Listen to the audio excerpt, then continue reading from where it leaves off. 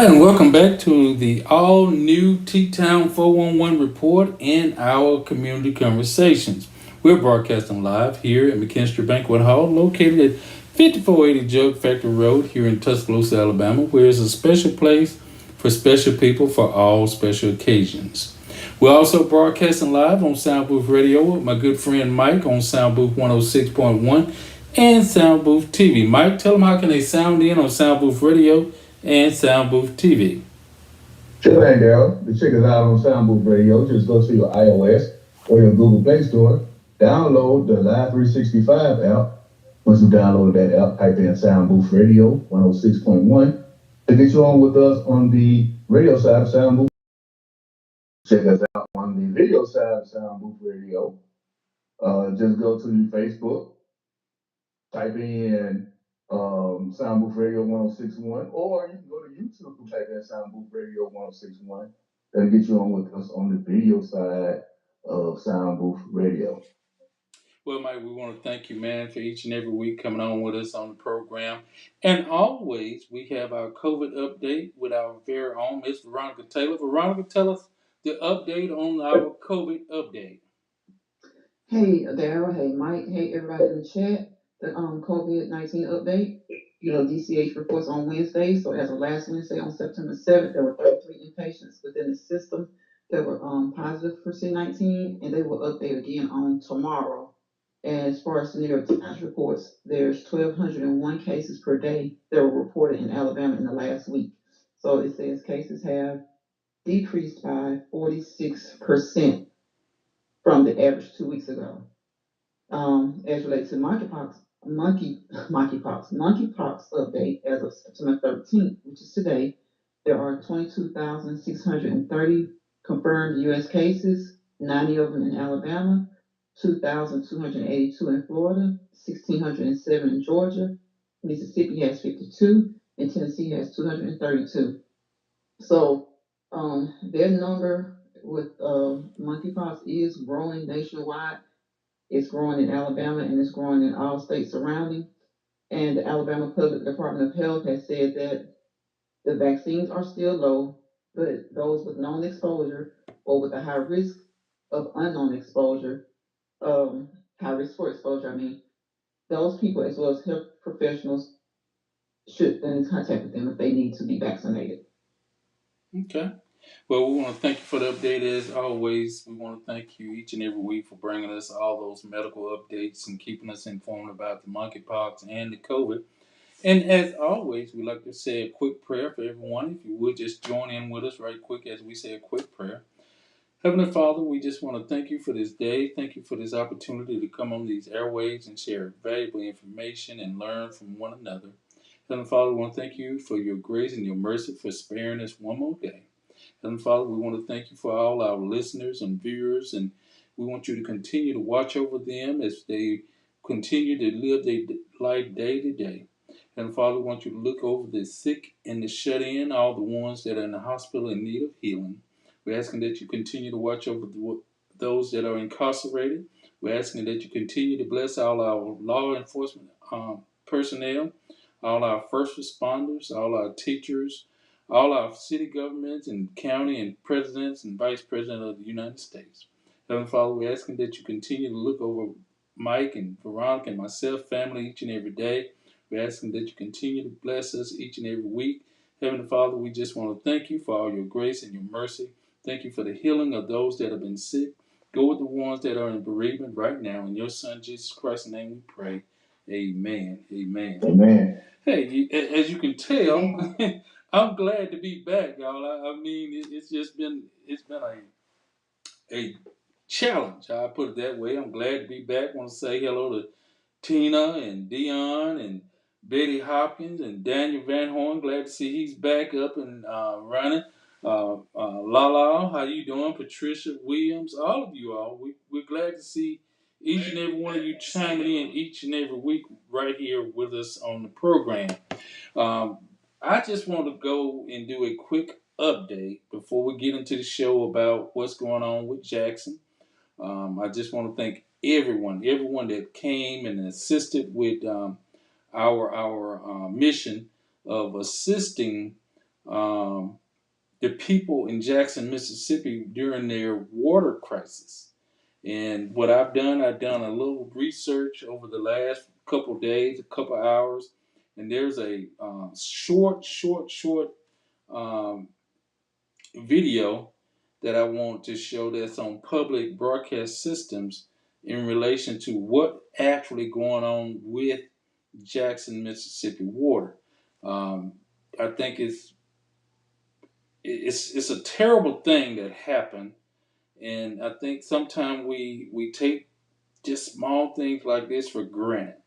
We're not pointing fingers of what caused the water crisis. We're not pointing at who's in charge of it. It just was a humane thing, and I just want to thank my pastor David E. Gay and the Beulah Missionary Baptist Church for joining in and providing water for the people in Jackson. Um, Mayor of Northport, he did a water drive also.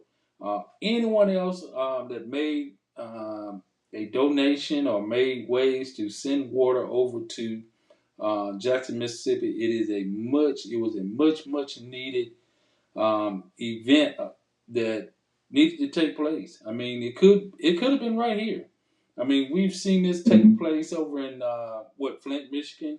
Now, right next door here in Jackson, Mississippi, a city of 150,000 people. You know, Daryl, we came real close to that earlier this year when they had the pipe break. Yes. Was it this year or a little last year, I think? We had a pipe break here in Tuscaloosa. We was gonna have a water issue, but they were able to find the leak and fix it. So when you said it could have been us, it really and truly could have. Yes, sir. Yes, sir.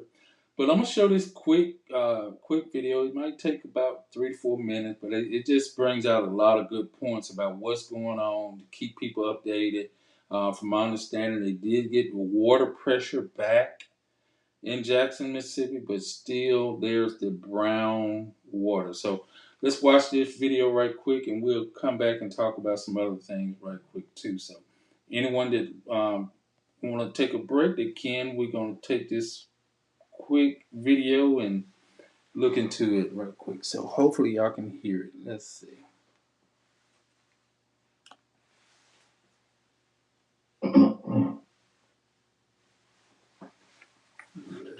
Let's see what the volume at.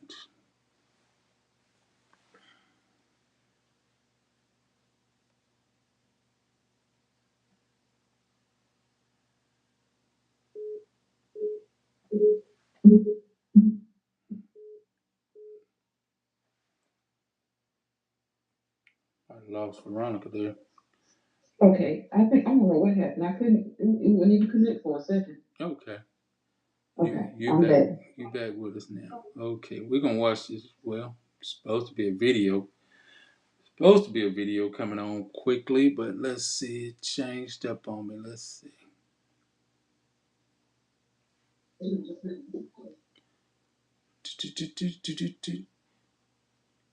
I want to say hello to Betty Hopkins, Linda Millhouse. Thank you for joining in with us too. So a lot of people inbox me and saying, "Hey, where you at? What's going on?" So that kind of give us an idea that we're being missed.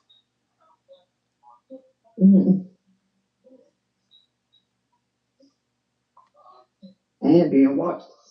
So it's just people are watching. Yeah, yeah.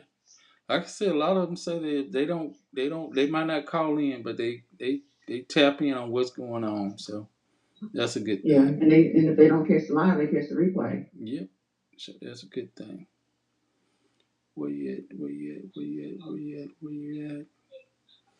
Now, I had this all lined up, ready to go and play, and all of a sudden now it done tripped on me. Tell you what.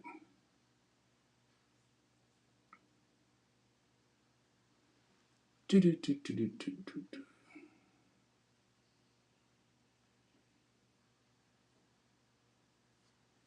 Do do do do do do do. Yep, it tripped on me this time.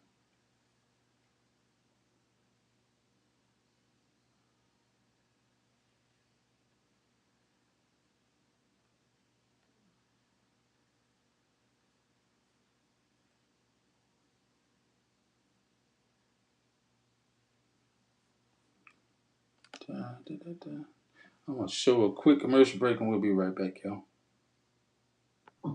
Get your event jumping with Caroline Shines and Impulse Band. Impulse Band has been together for over 7 years, and they haven't missed a beat yet. The band has and will play in various venues and doesn't mind traveling to you. Being led by Alabama Blues Hall of Famer herself, Mrs. Caroline Shine. Impulse has opened up for Bobby Rush, L.J. Eccles, Tank, Fantasia, Calvin Richardson, just to name a few. The Impulse Band will surely fit your need for entertainment. Dial 205-887-6859 or 205-887-5026. Or you can just email them at shinesbrightly@yahoo.com. Caroline Shines and Impulse, the band made just for you.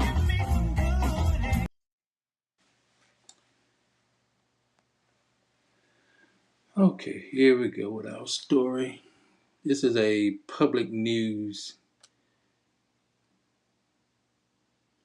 Without safe drinking water for weeks after heavy rainfall caused a failure at the city's largest water treatment plant.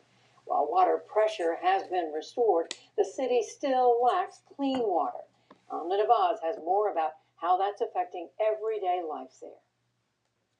Judy, Jackson's 150,000 residents were already under a boil water notice since July when the health department found cloudy water that triggered health concerns.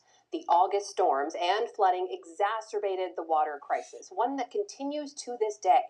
This video, taken on Friday, shows brown tap water coming from Molly Minta's home. We spoke with Minta, a local reporter, and other Jackson residents earlier today.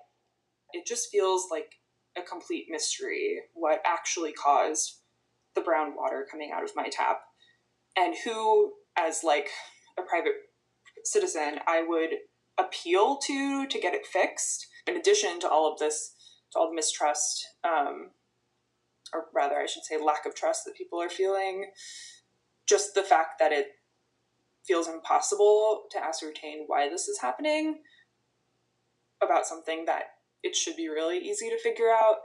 When I first turned my shower on and it turned brown, I kind of got a little bit scared and I wanted to go home. We have to do extra steps and take extra precautions into brushing our teeth, and that's an everyday life thing. So it should be simple, but for us, it's not simple at all. Personally, for college, though, it might get a little bit better considering we have a water tower, but for the city of Jackson as a whole, I don't really see it getting better.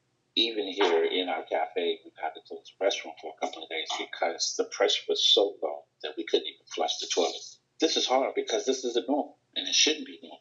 And I've heard this has been going on for a while. Jackson's water crisis is in the headlines now, but other communities, notably majority Black and brown cities, face similar ongoing issues. Joining us now is Robert Bullard, Distinguished Professor of Urban Planning and Environmental Policy at Texas Southern University and the Director of the Bullard Center for Environmental and Climate Justice. Professor, welcome to the NewsHour. Thank you for joining us. I just want to get your reaction to some of what we heard right there. What does it say to you that residents in a capital city in America for weeks have not had and still don't have clean tap water coming in their homes? What this says is that the infrastructure in many of our cities that have suffered from disinvestment over decades is now coming home, and that it's a result of just systemic flight of resources to outlying areas at the expense of those who are living in our cities. So today we are focused on Jackson, Mississippi. People will remember earlier this year we were talking about Benton Harbor, Michigan. A few years ago we were talking about Flint, Michigan and their water crises. Are these one-off events or do you see something larger? Are these indicative of a bigger problem? It is indicative of a larger problem, and the problem is basically looking at which communities get resources for infrastructure and which ones get left behind. And when cities begin to transition, the demographic shift from predominantly white to predominantly Black or brown, you start to see problems occurring in terms of getting state funding to support infrastructure.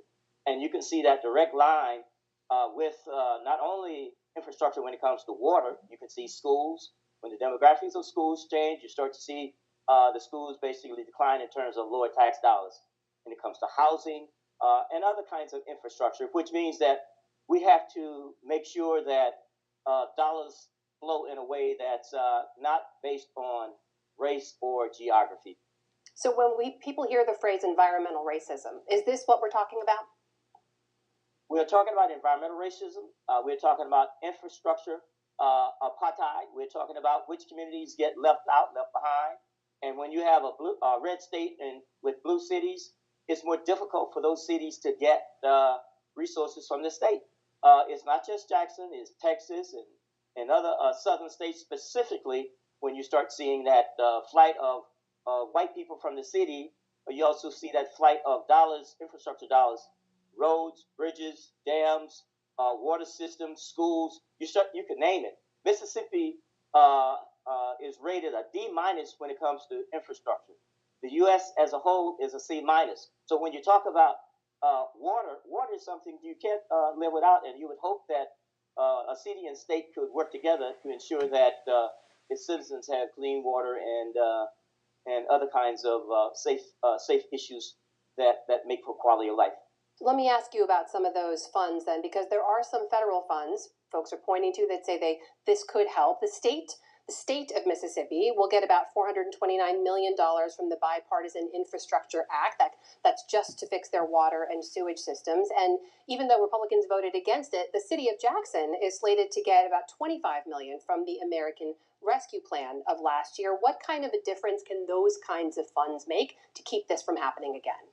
Well, I think anytime we can invest in infrastructure and have funds flow to need, like the Bipartisan Infrastructure Act, that money needs to go directly to the city and in some cases county. When it goes to the state, there's a roadblock. And so I think it's important that we somehow dismantle those artificial barriers that keep funds from going to those needed cities. What kind of a roadblock? What are we talking about there? Well, it's racial. It's political, it's historical, and it's very powerful when it comes to having a predominantly black city, 80% black, trying to get funds from a state that somehow doesn't see it as important. Now, that's a roadblock. That's a barrier. And race is still, if you look at zip codes, still the most potent factor that determines where money flows. And it's pretty obvious that infrastructure dollars over these decades have not flowed into Jackson. And that's a major issue today, but it just didn't happen in the last year. It happened over decades. Professor, these funds could take many months to make their way into communities. Projects will take a long time to make any kind of lasting change. What about in the short term or the medium term? What can be done to help people in Jackson? The issue of fast-tracking water systems and getting the kinds of treatment facilities online quickly with the urgency of now. I don't think we should go through the usual process. This is an emergency. And I think we're talking about not just water, we're talking about health. We're talking about people's lives. And so it needs to be treated with that sense of urgency and not allow red tape or politics or any kind of artificial barriers to stop this from being fast-tracked. That is Professor Robert Bullard of the Bullard Center for Environmental and Climate Justice joining us tonight. Thank you very much. Thank you. Hello? Hey, Rick. I had to call you to tell you that the food that you brought to the party last night was wonderful. It made me think about my grandmother's cooking. Where did you get that food, brother? I went down to Thomas Rib Shack to pick up the ribs, but when I got there, I seen that they had more than just ribs. I seen baked chicken, fried chicken, corn muffins, vegetables, apple pie, peach pie, and I looked around and I seen a sign that told me that they got chitlins and oxtails on Sunday. All I can tell you, go down to 2931 15th Street or just give them a call like I did at area code 205-759-56 5010. Thomas Red Shack, Tuscaloosa, Alabama.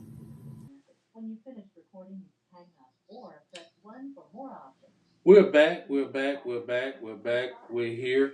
Mike, I think I hit your number the wrong way. Veronica, you there? Okay, we got the phone lines acting up. Mike, you there? Okay, and Veronica, What's you going there? on with this phone? I don't know what's going on with it. I tell you, it's trying to force me to buy a new one, but I ain't finna do it. But yes. That's regular you because mine ain't been doing all that, but then it could have been mine. So I was like, I don't know what's going on. Okay. No, it hung up on me twice too. Okay, so Oh, okay. it probably us. We don't know, but what do y'all think, y'all? I mean, people, you can call in still if you got comments. 310-6067. Please call Mike's number because I might drop. So call Mike number 310-6067. We're giving you the update on the Jackson's um, water situation.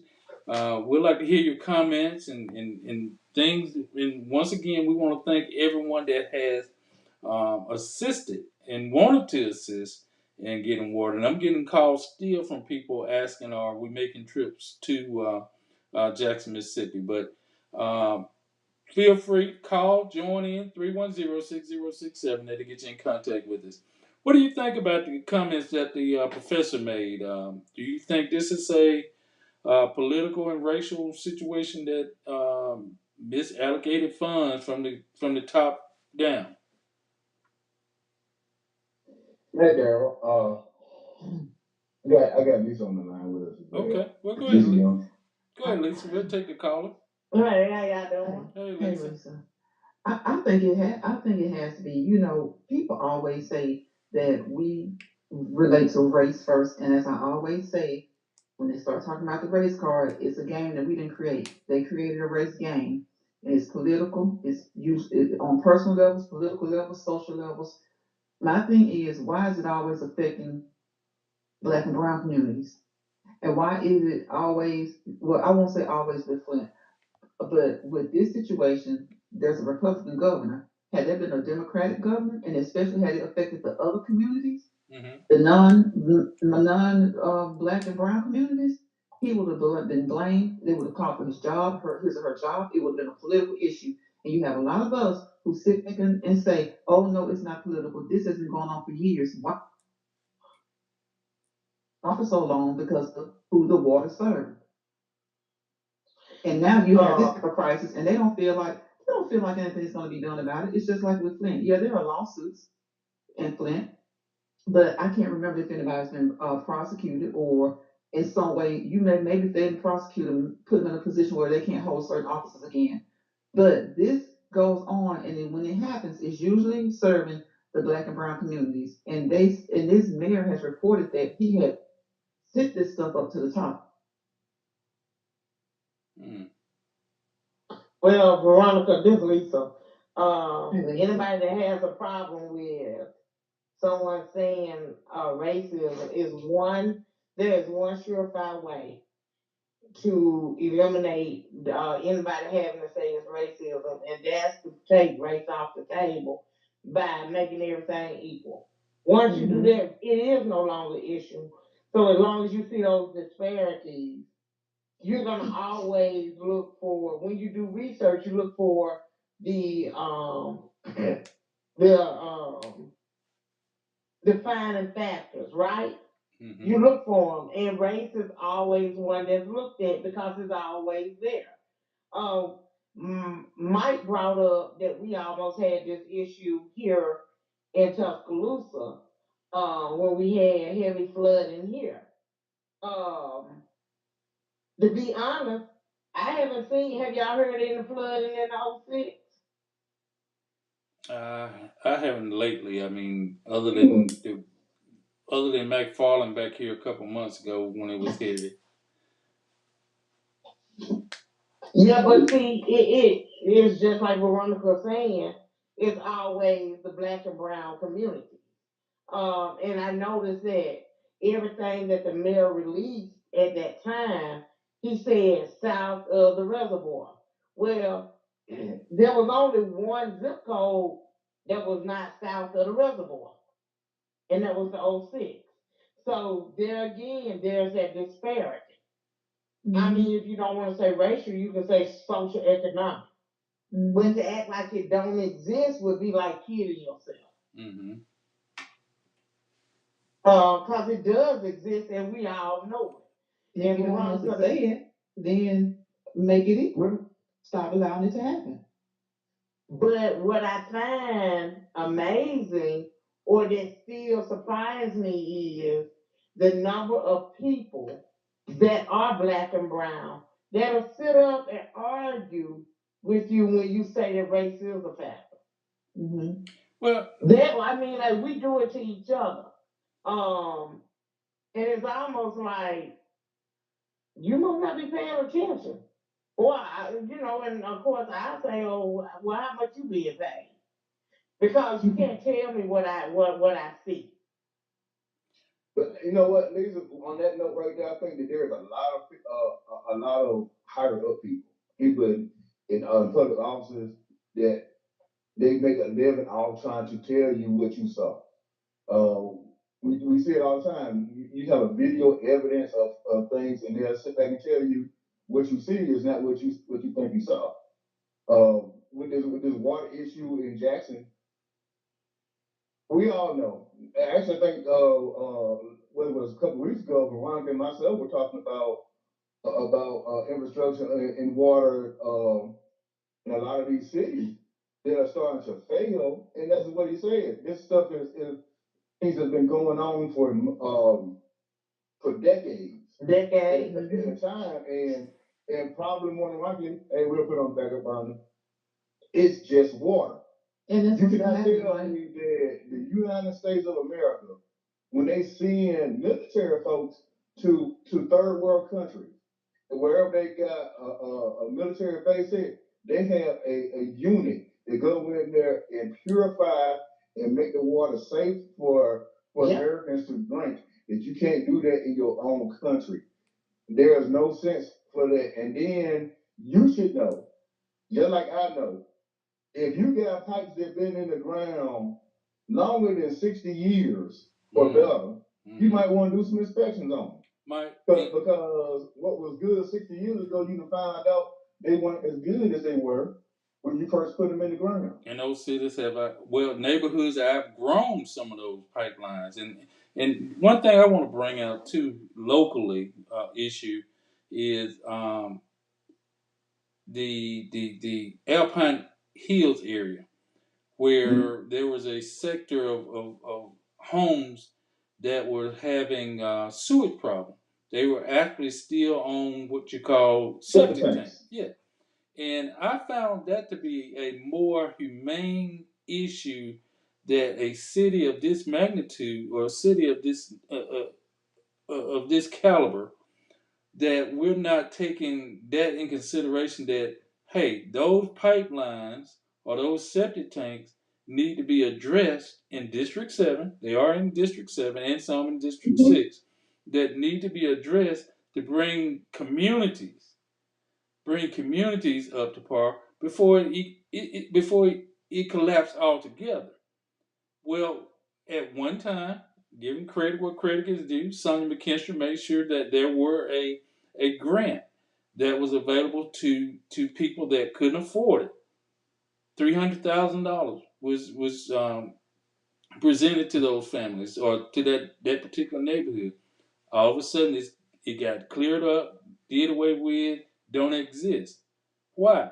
Because the money was reallocated to a much unusable situation, I guess you can say, things that were not important to the higher up. Now, I'd still say there are people on First Street Avenue here in District 7, First Avenue East, behind the old Buddies on 37. There's areas that still have septic tanks in the city limits, in the heart of city limits, that need to be addressed before it's too late. Why do we keep ignoring the essential needs of taxpayers for as infrastructure for water and sewer. Those things Can I say? that should be priority. If you ask me, go ahead. I would just like to say that you realize that where you're talking about, if we look at the demographics. Well, again, we're talking about race. Look at the demographics over in that area. But now, in any of the historic districts in Tuscaloosa, are they still on septic tanks? It's just me asking the question. I happen to think that they are not. I would think they're not. Go ahead. That seems to say something to me. Well, if you can put them on the city system in historic districts, and I done been in some of those quote unquote historic homes, and I know they're supposed to have character and everything. I don't understand how you can do that to a historic home, but you can't turn around and do it to another home in a newer part of the city at all. You still gonna let them just be on a septic tank. And once again, septic tank is just one thing. We talking about the drinking water also. Now we haven't had a problem with drinking water right now, but how old are the pipes on certain sides of town? And when I'm talking about certain sides of town, I'm talking about west side, District 1, District 2. I'm talking about District 5 in some areas. Um, how old are those pipelines over there that these people are drinking water from old pipe, even in the houses? The houses might have old lead pipe that they drinking water from those. So at what point do we not say it's a racial thing?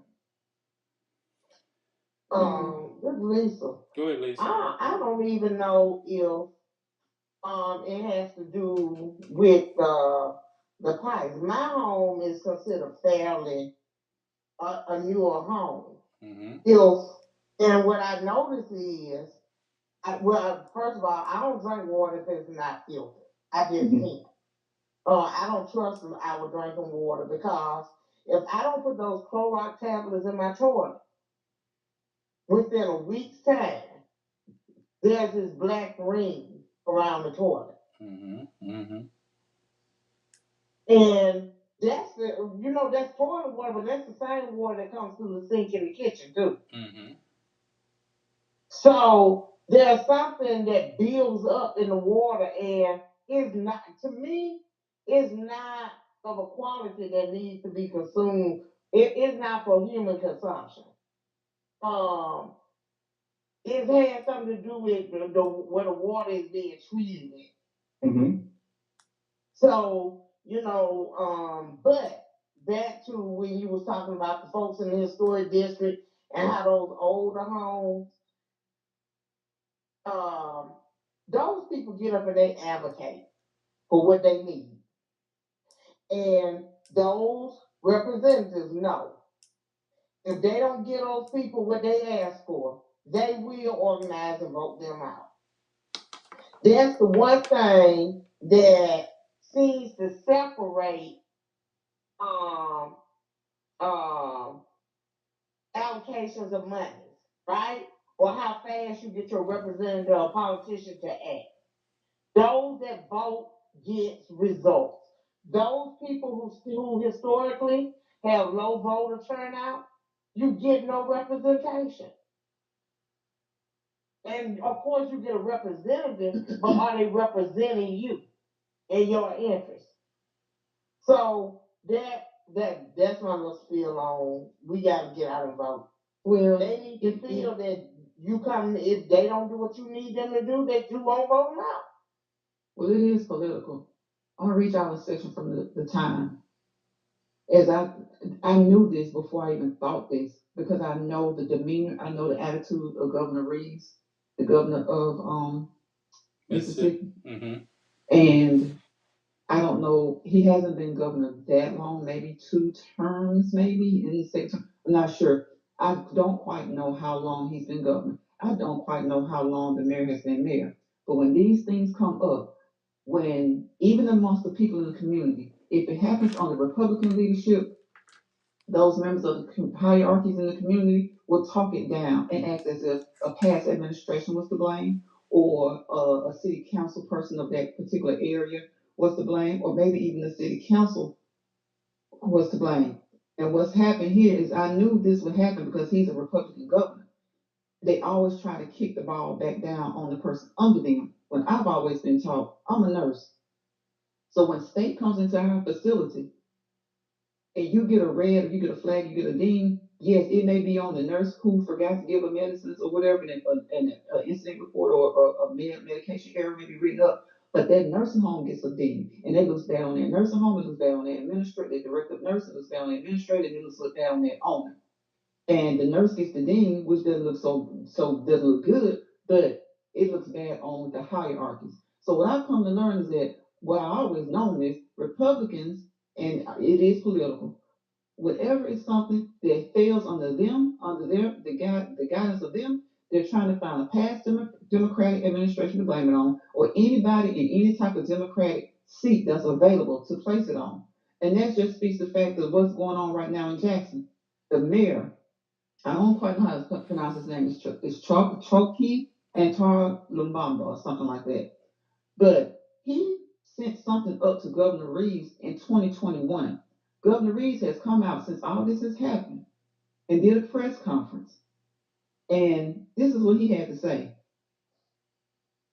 Um, the state's Republican governor, Tate Reeves, had given a press conference the day before to announce that running water had been restored through the city, though the city still remained on a boil water order for the foreseeable future.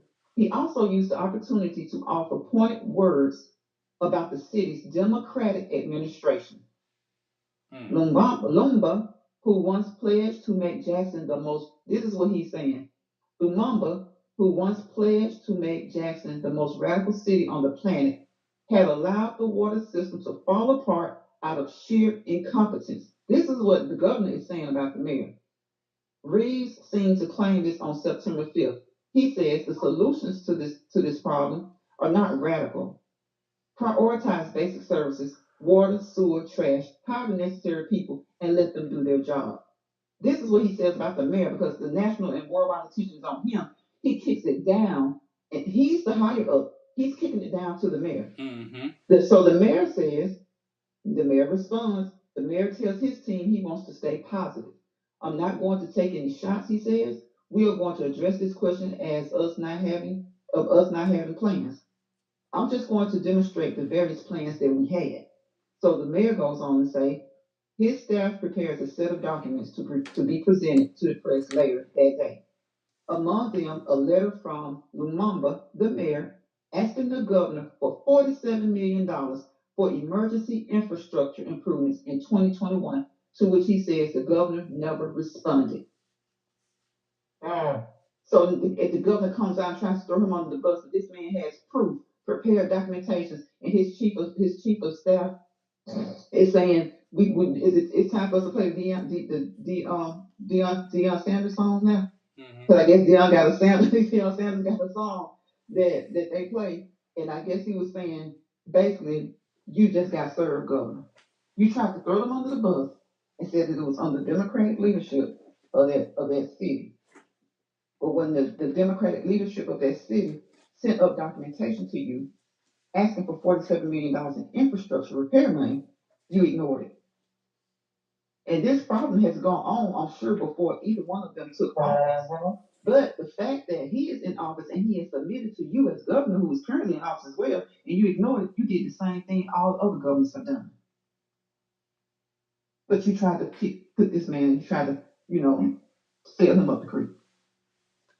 He made it political. Exactly. When it really wasn't political, the governor made it political. Exactly. So whatever the problem is decades worth of problems. So if you want to lay blame on somebody, you could have laid blame on people who aren't even in office right now. But he chose to lay blame on the Democratic representation of the city, and then to assume that they won't hire the correct people. Yes, they are understaffed, but he's assuming that they won't hire the correct people and allow them to do their jobs. Can I also say that it's Jackson that Jackson Mississippi that's going through this problem right now, but it very well could easily be any other city or a municipality in Mississippi. If you have gone to Mississippi, if you have tasted any of their water, you can taste that there's something not quite right with their water. Just like there's places in Alabama that you can go and taste the water and you be like, something ain't right with this water. And like a lot of I said, you got to have a filter on a majority of the especially the city water. You got to have a filter on it.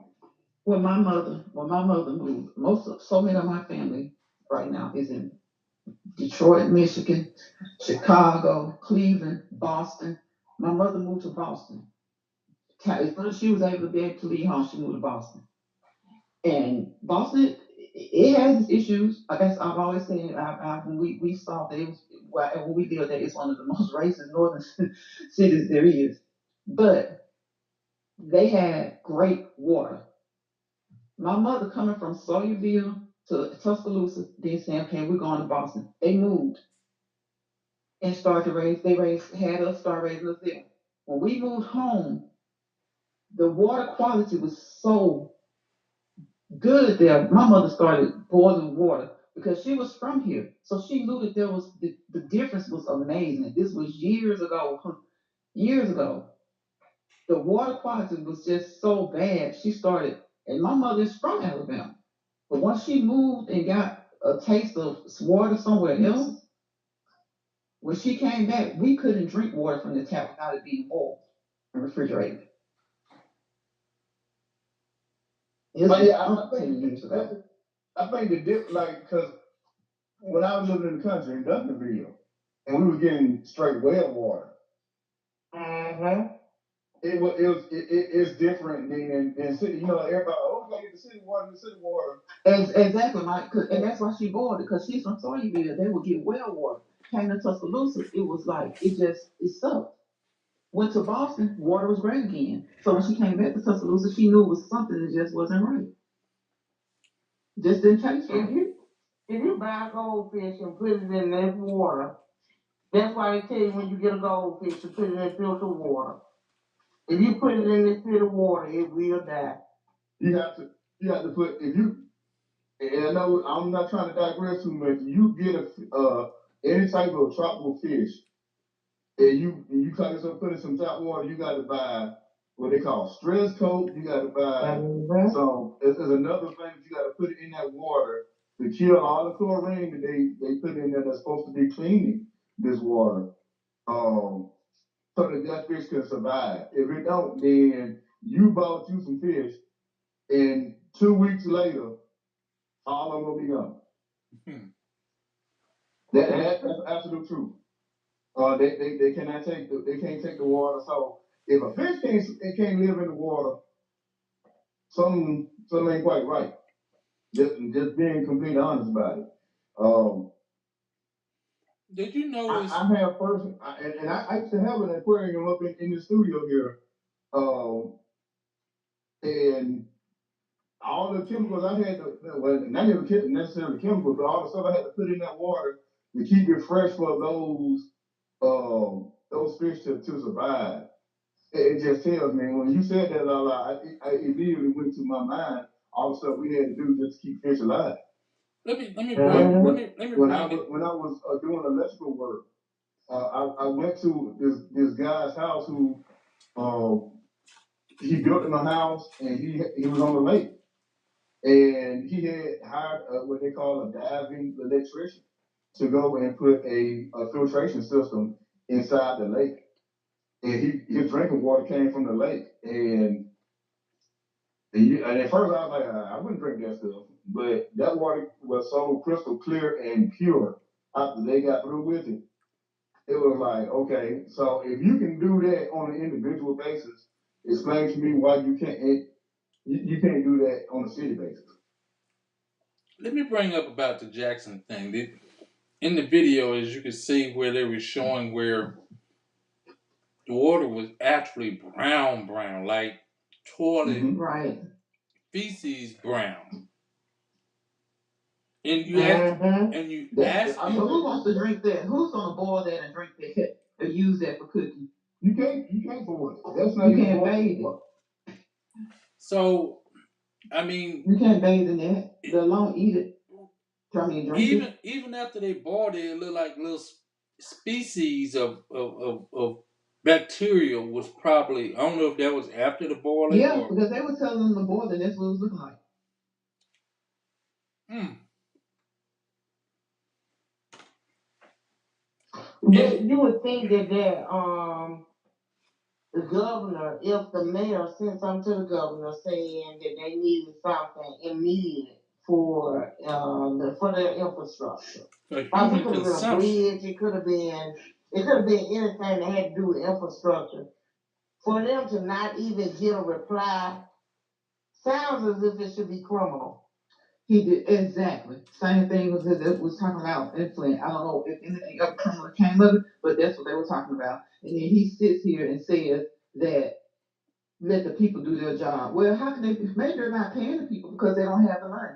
Because once you get infrastructure money, $47 million, believe you me, that's going to go towards helping the shortage of employees because they clearly said that there's been a shortage for years.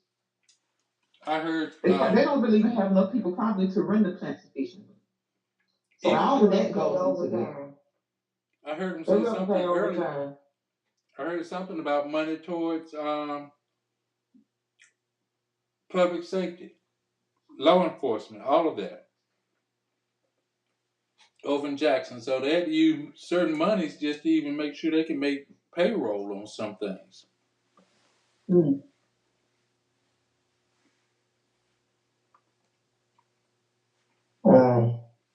It's something else how they're quick to tell the people of the voting Democrats, Democratic people, Democratic leaders that they just dropped the ball and they don't do what they're supposed to do. But when it's clear that they dropped the ball, it's just passed on to whoever, whatever. What if the mayor was Republican?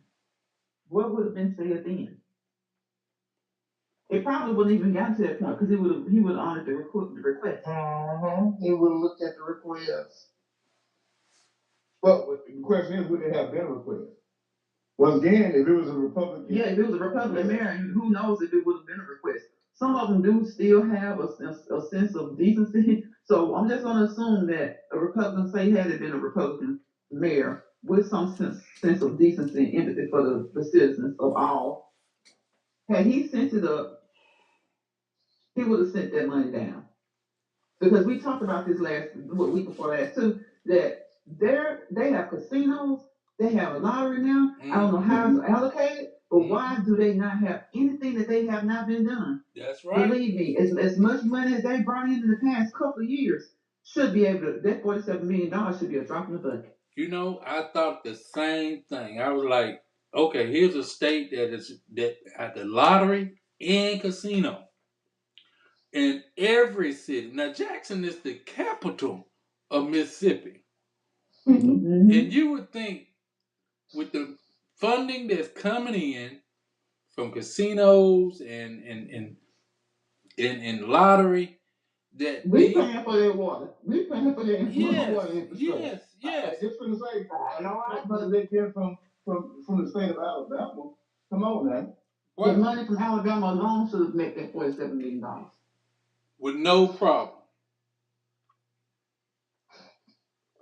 So that's why I say it should be criminal because it's almost as if you're robbing or you're making you're creating clusters of impoverishment, right? Mm-hmm. Just devaluing homes. If they can't get that, imagine you had a house on the market right now and somebody went and turned the water on and saw it. No.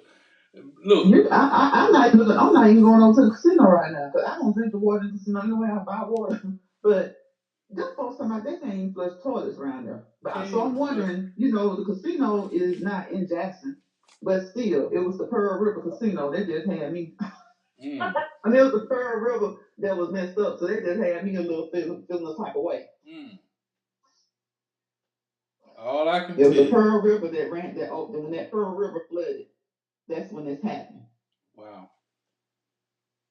And I don't know how close actually the Pearl River is to Philadelphia or the Pearl River Casino and Resort hotels, but it just had me feeling some type of way about it.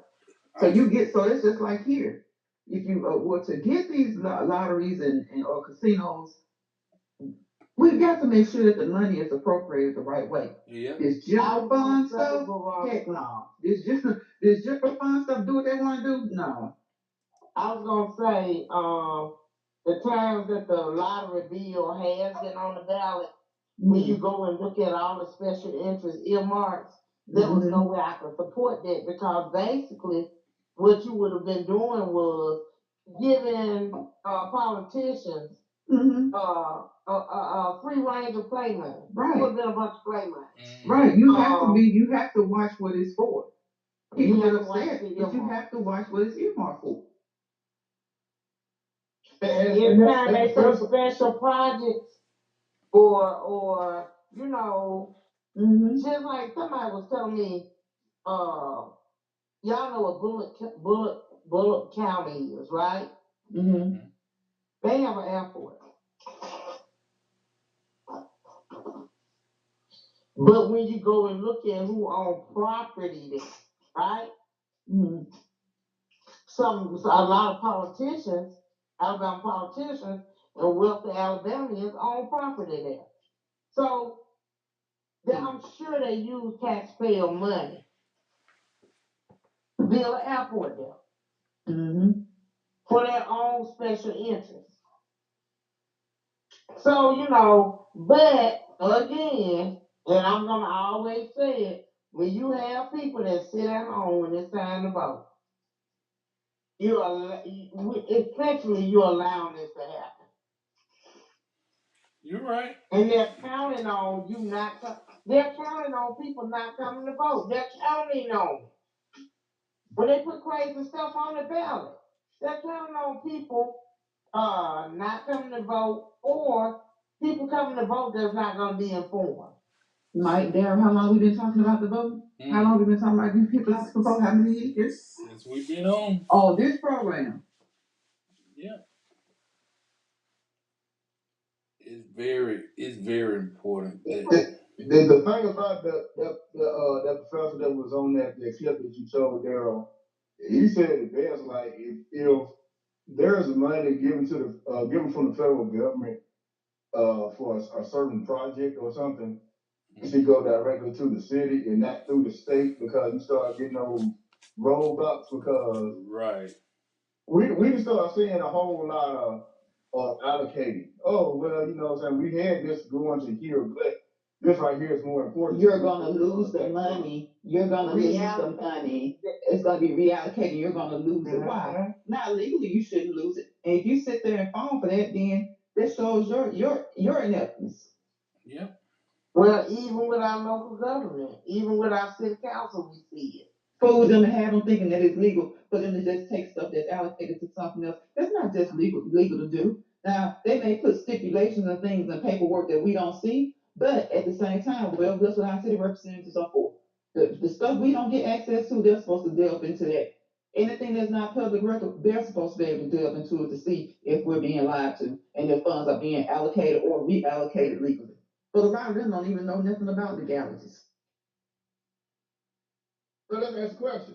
How many actually care? They don't. I mean, if they're on the quote unquote finance committee, how many of them actually know what's going on in the finance committee? This is what they do. They sit there and listen to the ones who have self-proclaimed themselves to be better and more knowledgeable than them, and they listen to them and they get pat on the back and say, "Well, okay, that makes sense, okay," and they go with it. If I was there and I did not know, the only fool is a fool that doesn't ask the question. And we used to laugh at people when they asked questions when we were growing up. But then I quickly learned that the only fool is the one that doesn't ask questions. And then, of course, sometimes you're a little embarrassed, you don't know. But when somebody knows you're new in a position or that you can be old in a position, if you don't know, you can always table something. You can always object to it and not let the vote go. Or you can always let your vote stand on where it is. And you go get assistance. Every politician is not the smartest whip in the book. They're not the smartest knife in the kitchen. They're not the sharpest tool in the toolbox. You have to get assistance sometimes. But what your job is to do is to let your people know, your constituents know, the people who hired you, who you work for, know that you're doing all you can do, even when it means you don't know. Because when you don't know, you ask questions. Hell, you can take it to your constituents and they can sometimes help you. A lot of times, stuff that's going on in the community, that's what you have to do. Right. Not trying to deflect from the subject, but I saw that tonight's city council meeting, um, with the um makeshift jail that's going to be put in, to house residents while they do renovations on the, yeah, I say Metro Jail, and if you've been in Tuscaloosa long enough, you know what I'm talking about. But it's the county jail. One of the city council people wanted noted that it was a county. This is a county project, not a city project. As if that relieved that individual of the responsibility of letting his constituents know what was coming in their backyard. It does not. So it's always let's pass the buck, or kick the can down the road to get the monkey off their back. You still have an obligation to the people that elected you to represent them to let them know what's coming to their backyard. Otherwise, you're not representing them. Can I ask this question? Because I don't know. This is something I don't know. Should not the city and the county be working together for the betterment of the state?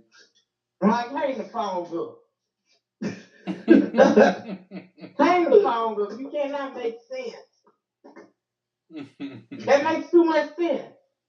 Imagine the city and the county working together to do what was best for the people that they represent. Imagine that, Mike.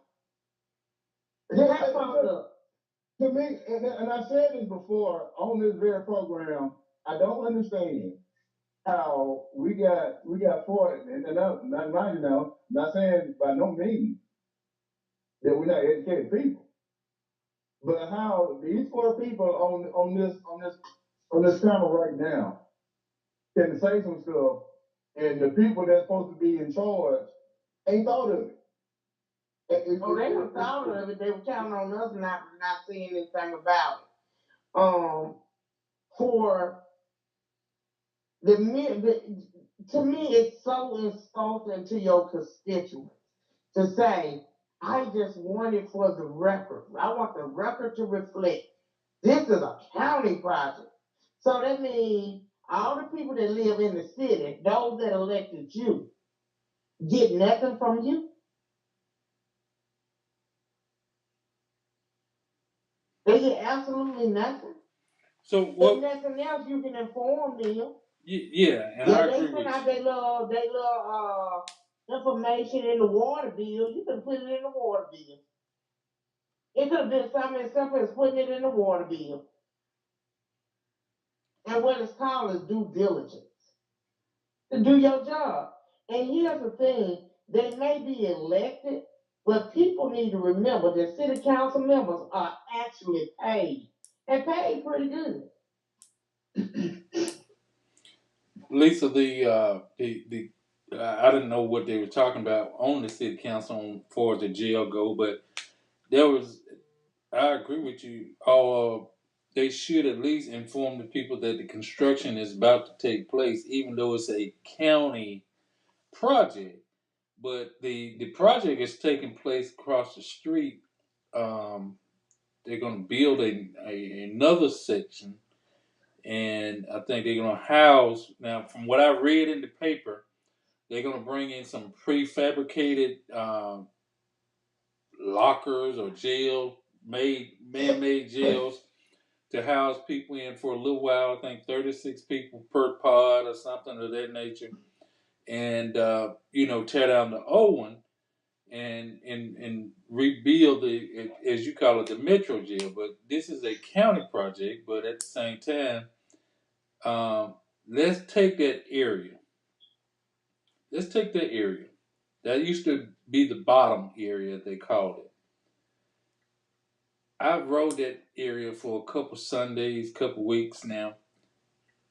That that area is gone. I mean, there's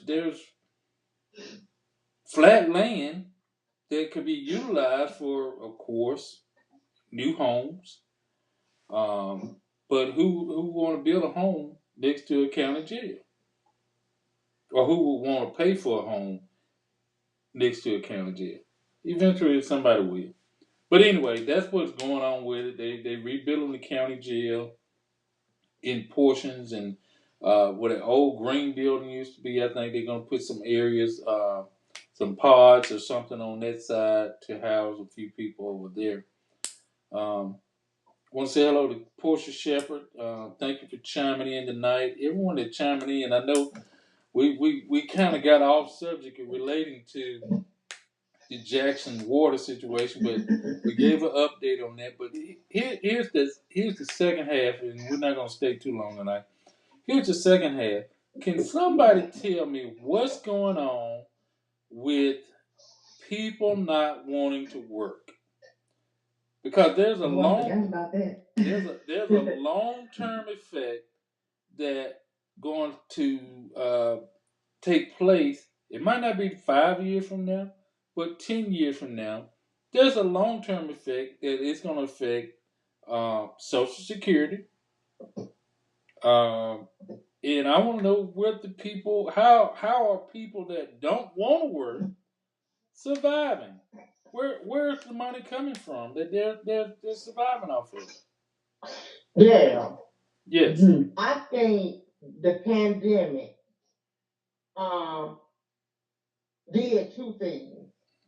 One, you saw so many resources being allocated directly to the community, right? Mm-hmm. I mean, it was from the federal. You just like we were talking about removing the middleman. It went straight to constituents from the federal government. Mm-hmm. There was no middleman. I think people, when you have people living in conditions, um, and what you're telling them there are no resources, and then you turn around in a pandemic, there's an abundance of resources, right? Right. People kind of lose their faith in what we had been conditioned to accepting before. So now, I'm speaking from having talked to people that say, "Oh, the government can take care of us. The government can take care of us."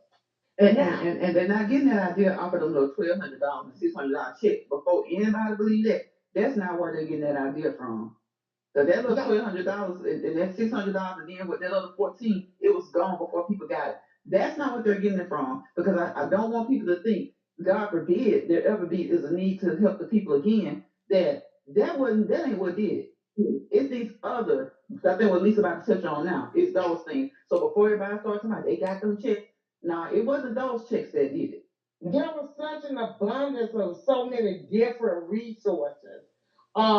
You had and you still have it, the emergency rental assistance, right? Mm-hmm. Where they were paying like 10, $15,000 in rent. I think people could get their rent paid for over a year, right? Okay. But now compare that to somebody that has a need for emergency rental assistance and trying to get on Section 8 and told, "Oh, there's no funds. Our waiting list is like a year long." Mm-hmm. Or 2 years long. So people have really you were asking them to pay into a system, and when you said it's going to affect Social Security, of course it is, because Social Security survives on people could work and people contributing to it. Mm-hmm. But have the government, have not people been forecasting that the people that are working now, the young people coming into the workforce, Social Security won't even be there for them. A lot of people our age just saying Social Security will run out. So why? And they've been saying that since we were like in our 20s. Exactly. So why would you expect them to want to pay into a system that you telling them It's gonna go bankrupt. It won't be that nothing for in, but no one is even offering them an alternative. But at the The same, alternative is for people to find a get rich quick scheme or to go into being something like entrepreneurship. We did see an upsurge in entrepreneurship.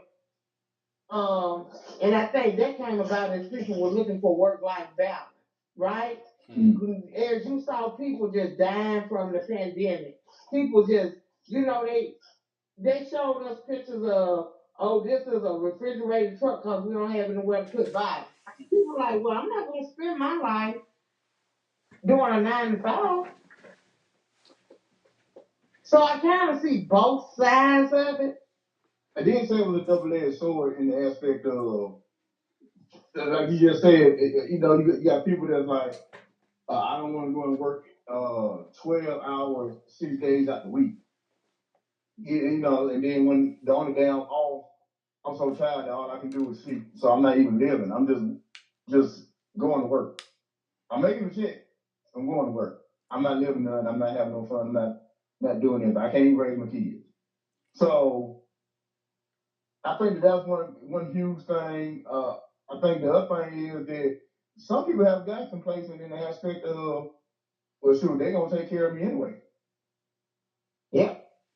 And when you start getting that, and it's not always been the case. It started with welfare and projects. Uh, when people start saying, you know what, I'm going to try to get this place so I can go stay in this project and only pay $60 a month. Can do better, can get a better job, but if I get a better job, that means I got to pay more money to live somewhere. Well, Lisa, So they'll rather not do without. They'll rather not do without. They'll get used to living on a lower wage than they actually could have had, and that's what I call complacency. So it's gonna get old as soon as they cut everything off. Then you have eventually will.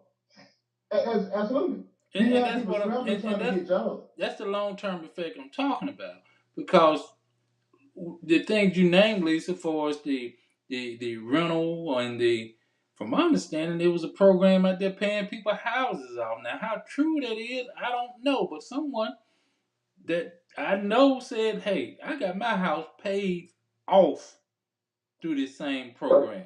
Can you send me that information? I needed to look. He gave me the number. I called it.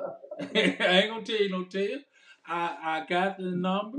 I called it, and the lady was kind of like naive a little bit to what I was asking about. But he said, "Well, the funds are now depleted, or they telling people the funds is depleted." But I do think something was going on with those funds because, as we recall a couple of weeks ago, we were saying what $88 million was still available. Yes. At one point. So So what's going to be done with that money? Like we keep talking about, you can't fix the YMCA with that because a lot of these people did not get that money to help with their rental payments. right. Alabama has $88 million, and I know Social got his share of it. Yes. But why you saying something about the YMCA? Because now here I go. Go ahead. I had look. I hadn't brought that conversation up. The council meetings today, pre-council and all that. Somebody asked in the new Benjamin Boys Brand YMCA, will there be a weight room, a workout room? Already. Well, no, because that's in the Benjamin Barnes, that's in the McDonald Hughes Center, and we don't want to duplicate no efforts. We already said that when we was fighting this issue that that's what was going to happen. That's a little corner in McDonald Hughes Center, by the way. But hey, okay. But if you're not duplicating anything that's present or currently being offered at the McDonald Hughes Center, what do you have? Thank you. Putting it there was a duplication. Now, I went to those meetings. I asked very specific questions because I wanted to have something to compare. Will there be a freestanding building separate from the McDonald Hughes Center? Yes. Now you might get that, but that's not what you get. It's basically gonna be I doubt it be the size of what the McDonald Hughes Center is now. Now I'm finna say something. It may not be nice. White people always get black people to sell us they snake oil. They do. And what they get for it? A smile and a pat on the back. They get invited to it. I was at the meeting. I was at the table. They let me sit at the table. They but you had no voice. But you had no voice. They go out to the jacks. I'm so disgusted. I'm so disgusted with everybody that tried. Because now you seeing, right? You seeing, you're gonna see it become smaller, smaller, and smaller. But now, this is too big of a project for the city to oversee. So they allocated what almost over $400,000 for a project manager. Y'all, this ain't nothing but somebody paying their damn friends. And I don't care who get mad about it. That's it. That's all. We did say when all this first came out that what you're gonna wind up having over there is a tin building with a couple of shrubs in front of it. Gonna look kind of similar to the Dr. over on the west side.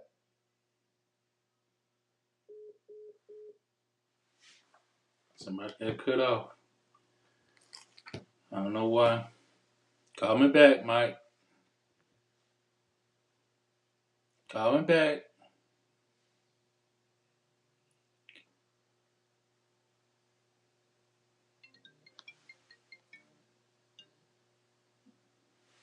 Okay. Wait on Mike to call me back. I don't think he know we off yet. Oh, okay. I don't know what happening.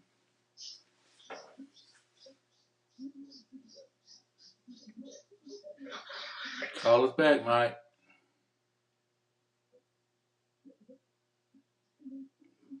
He still don't realize we off.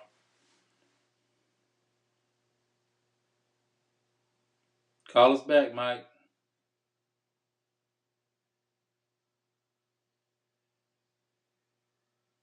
Well, I'll call him.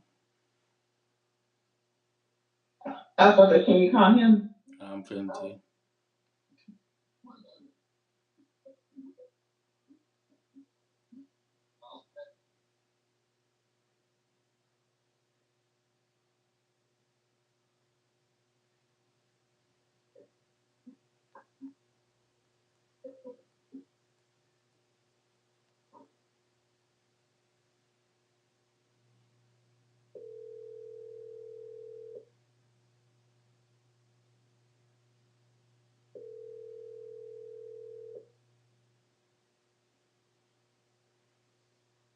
Hey, go ahead, Daryl.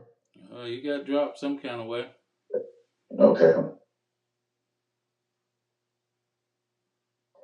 Okay, got you and Veronica back, and I didn't hear a lot of what you might have been saying, but just piggybacking off what Lala said about all the resources that were available, the rental assistance, the EBT for, from my understanding, if parents had 3 kids in school, they were getting $300 each in turn for the kids, and then an additional regular EBT card.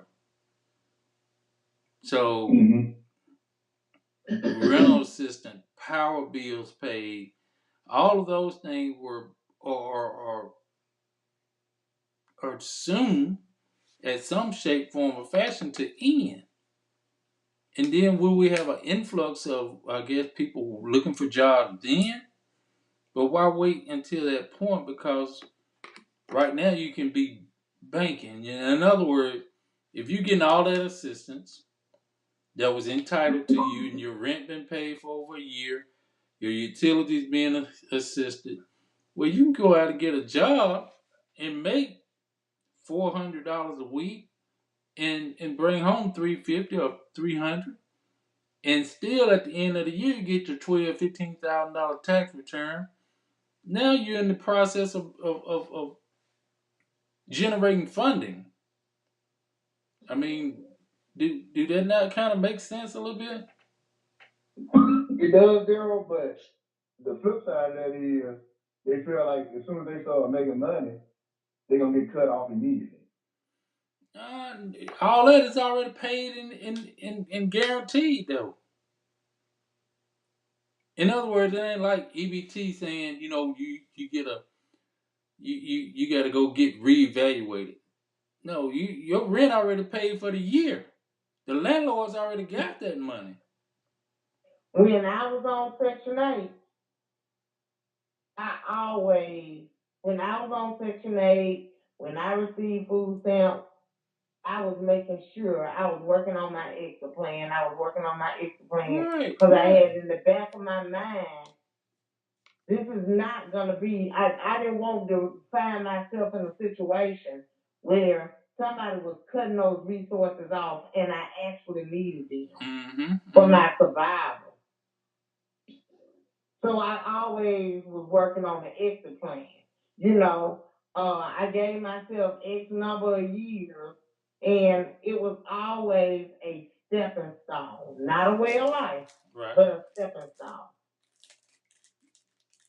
And I think that's where a lot of folks are different is they actually looking at it as a way of life. Yeah, some people that they whole entire thing is they leaving their parents' home or whatever to try to get their own apartment in a Section 8 place or project or low income housing. They strive for that, even though now you can't have somebody staying with you because you do, then you can get kicked out.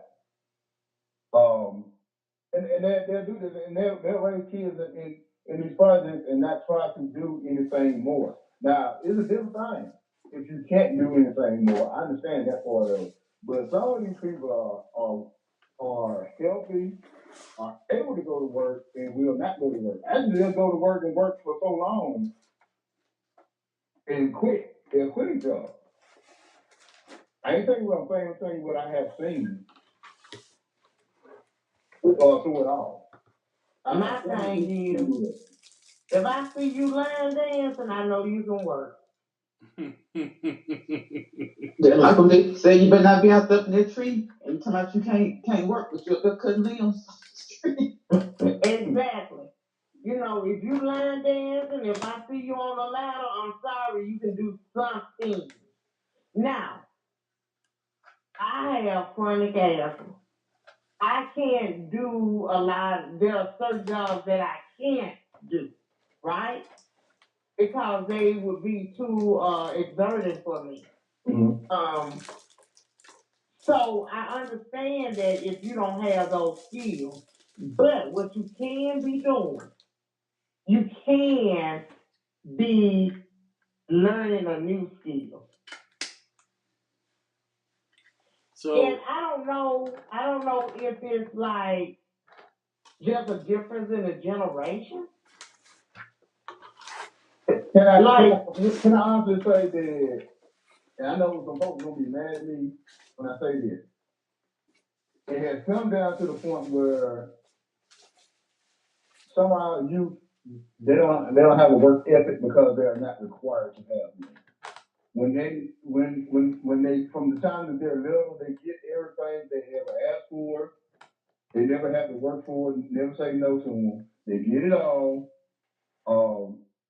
When they turn of age to go out there and try to get a job or something, they're not required to. I can't tell Hold you. on, Mike. Don't you tell me what I can buy for my shoes. It's my money. I made. Just stop it right there. Stop it right there. Don't you tell me it's my money. I made for the kids. So I ain't got to do what I had to do. You can stop that right there. Y'all gonna get in trouble. They gonna talk about y'all. Ooh, they gonna talk about that. Anyway, I don't even care. So the second of the matter is, I work hard for it. I work hard for it. That's what I want them to do. That's what I want them to do. You ain't got nothing to do with that come out your pocket. But see, it's just like Mike was saying about different work ethics. I can remember when I was young, right? It was certain to watch kids the way they ask for money now. We just knew we couldn't ask for it. We couldn't. I mean, if there's no way you go to the store and get a pair of J's just because they coming out. Okay.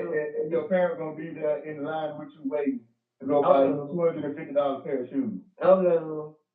I ain't know about that. These parents be in the line getting the kids and they be waiting on their pair too. I ain't know about that, Jay. Matter of fact, I know as I was growing up, we got that pair of shoes at the beginning of the school year. Now some folks probably had more than that, but I know, and my mom worked at the coal mine, so she had some money. But it wasn't like I was just wearing shoes, just be buying shoes, be buying shoes. It wasn't like she was working just to give you all our money. That's correct. And I started working on my own, like mowing grass and stuff like that, as soon as I was able to start pushing the lawn. And that's what we did, Mike. If we wanted to go to the skating rink or we wanted to go to the movie, where your money? Well, what we would do, we would go pick up cans. We would go pick up cans, walk picking up cans on the side of the road, take them over to Timothy. We would also get Coca-Cola balls, come home, clean them out, take them up to the You tell your age now, Lala. And sell them so that we could get gas to go, so we could buy gas to put in the lawnmower to go cut grass. So with nothing. And you can have them little bottles, them glass bottles, boy. You get 6 of them, boy. They were a nickel a piece. A nickel a piece. See, I know what I'm talking about. They were a nickel a piece. So you get you a couple of them. Now you got the gas to put in the lawnmower so you can go cut the grass and make your real money. Investing in the investment. So that's what we did. The only thing my grandma would probably take us out and she would take us near campus where we could get more cans. But most of that we were walking. Boy, I look at a lot of cans. Them kids be woo woo. I said, y'all don't. If you saw the kids now, they ain't gonna do all that. You darn near have to please have time for me. I was in the barbershop yesterday, and we were talking about this, because that's what we do in the barbershop. We were talking about how young people don't even go out and ride bikes anymore. They don't walk anywhere. The guy said, man, my friend used to stay 5 houses down. Now my kids won't know if I can take them over there. I said, you better walk them 5 houses. They won't even walk 5 houses down to a friend's house. They want to ride there. You don't see bikes. I remember when Walmart had a huge bike section. I think now they just got like a little shelf for a couple of bikes. They still got the big bike section. Let Christmas get around. It's there. Yeah. But you know what, Mike? When my kids were young, my grandma used to tell me all the time. Whenever they asked for something, she'll say, you getting them too much. You gonna regret it later. Absolutely. I see that now more than ever. And I understand because when you was younger, you was like, I want my children to have things that I didn't have. But I think it kind of handicaps them in a certain way. And once again, I don't want to really get back into a racial thing. But if you notice that some white people, they don't do that with their kids. Like the first thing first, they teach them about money all the way through. So it ain't like they come to the money and then next thing you know, they go out and buy a whole bunch of unnecessary things.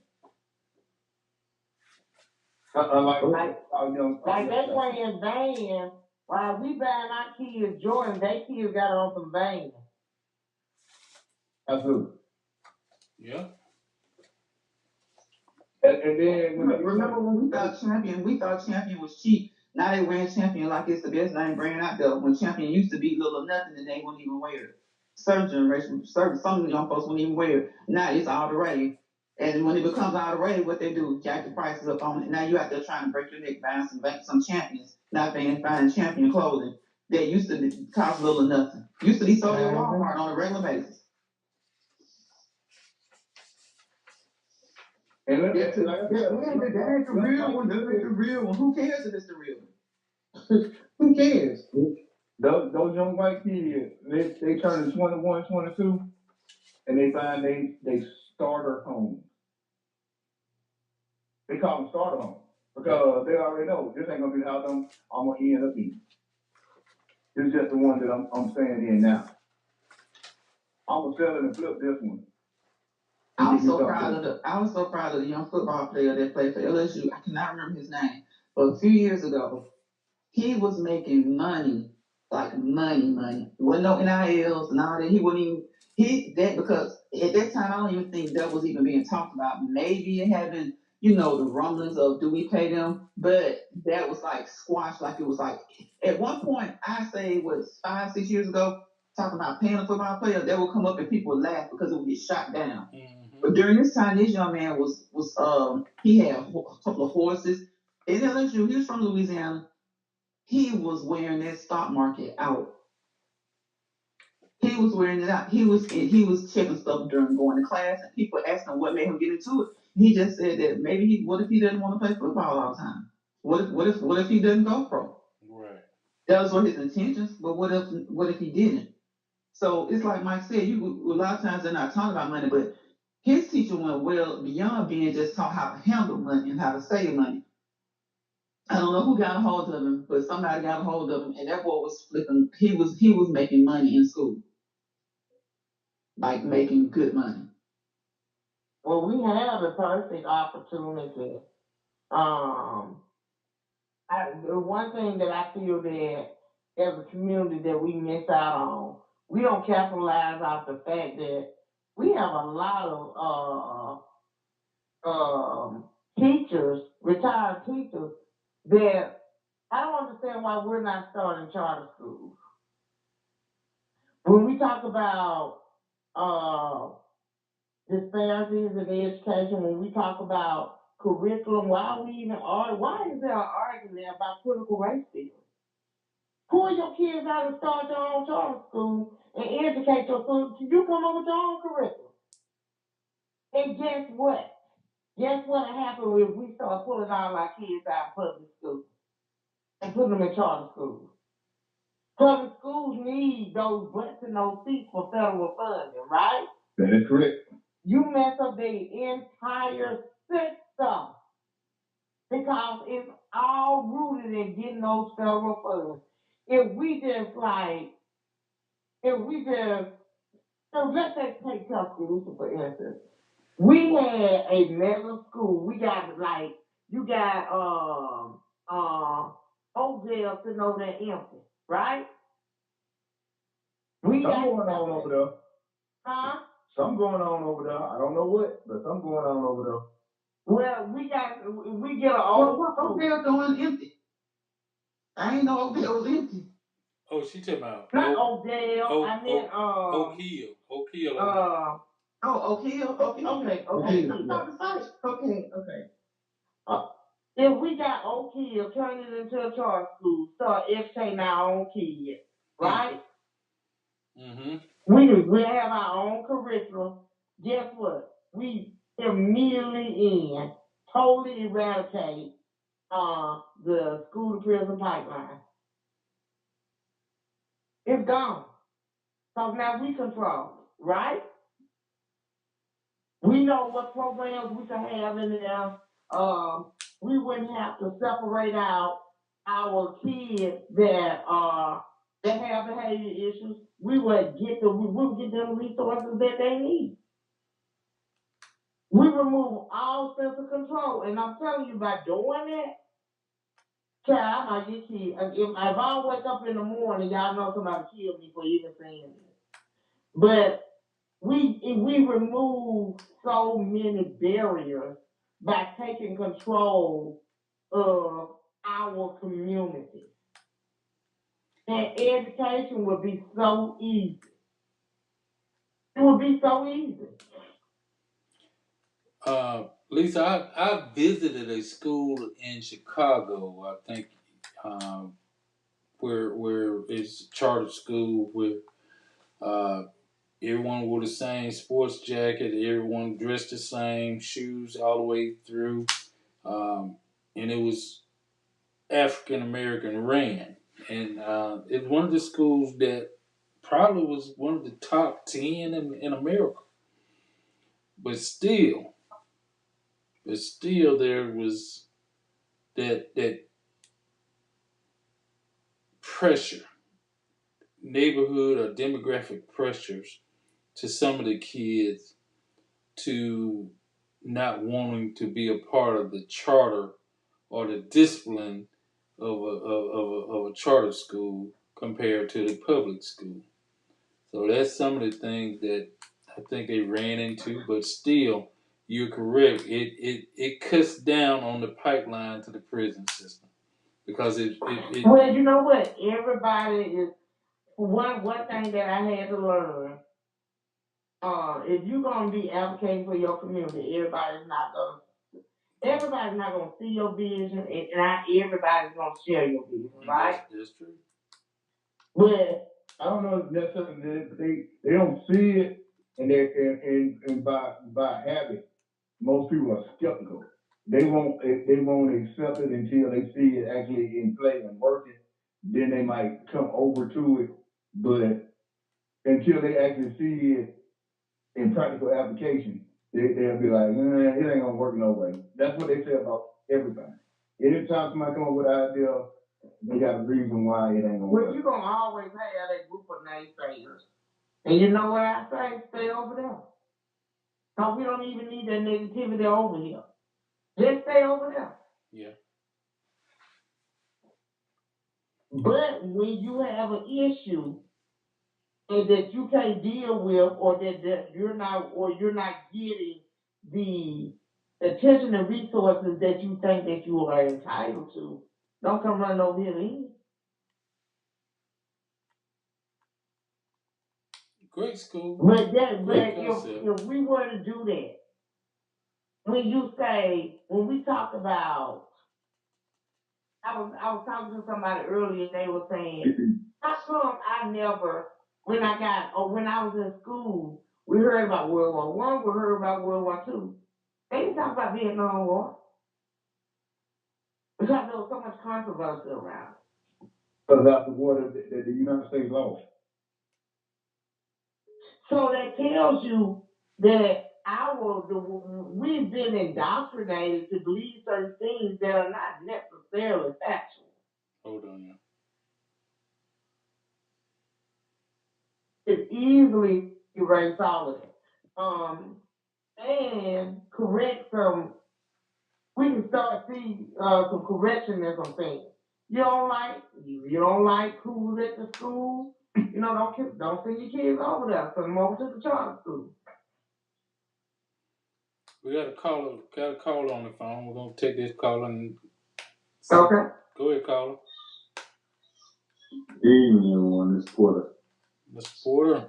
Hey, on the conversation current, Lala Eve, I tried that 19 years ago. I got no backing. Before they took over West London when it was empty.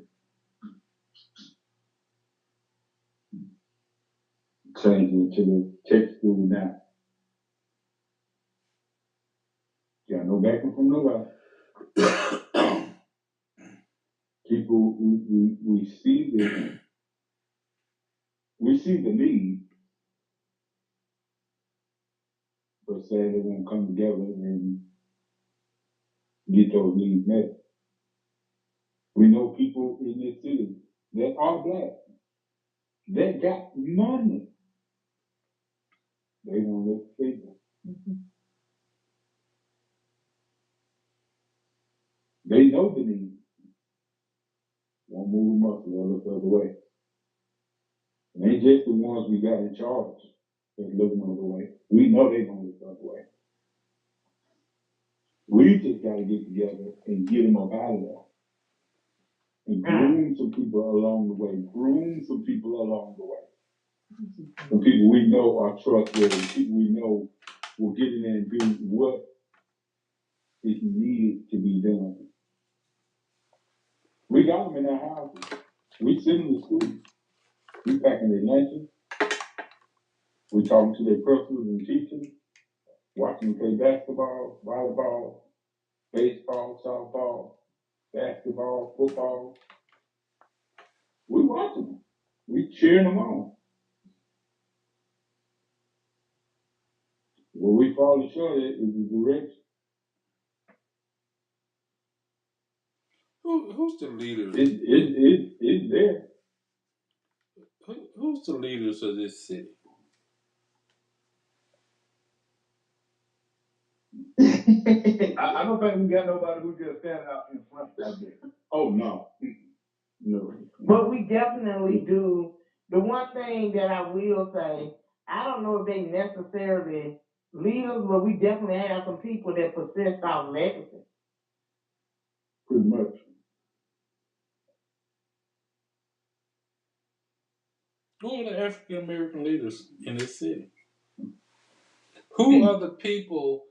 Who are the people that when Hayes Webb or the mayor of the city of Tuscaloosa want to talk to the African American community leaders? Who are they? The church. Well, Who the hell is Hayes Webb? The church at voting time. Those are the people that are in charge of your criminal prison pipeline, far as you're concerning your tax dollars. Who do they actually look to help make an overall decision for this community? I think that's part of the problem that they don't. We don't actually have the well, we have voices, they're not singing in unison. Wait a minute, Mike. Wait a minute. I ain't gonna call no names because I don't feel like making no new enemies. But we have some clearly defined people that that represent and feel that they are at the point where they speak for the black community. However, when it's time to speak up, when something happens in the black community, when there's a disparity, when there's an issue that needs to be dealt with, these people are totally silent. And I'll go so far as to say they're silent because they don't want to lose their position, not with black folks, but with white folks. True. But us as black people, we allow them to stay in those positions. We allow them to be the so-called designated black spokesperson, even though when there's an adversity or when there's a disparity, when there's an uprising, they are absolutely silent. I don't care who get mad about it. They are absolutely silent. They say absolutely nothing. Until they want to clown us for speaking up in the chamber. Oh, what are we? Millions? Millions. Okay. Because we speak up. I was just curious because when you start talking about the school, Kyle was saying there was no one that could join forces with. I guess that's the question. Who are you going to join forces with? The fact of the matter is, when it comes down to those like abandoned schools right now, there's a couple of them. You got to go through the city board, and then the city board won't even sell it to you. Will not sell it to you. You talking about the property. Oh, Just like the young lady that came and said, we don't need y'all. Sell me the Benjamin Barnes Ranch YMCA, and the mayor won't even freaking talk to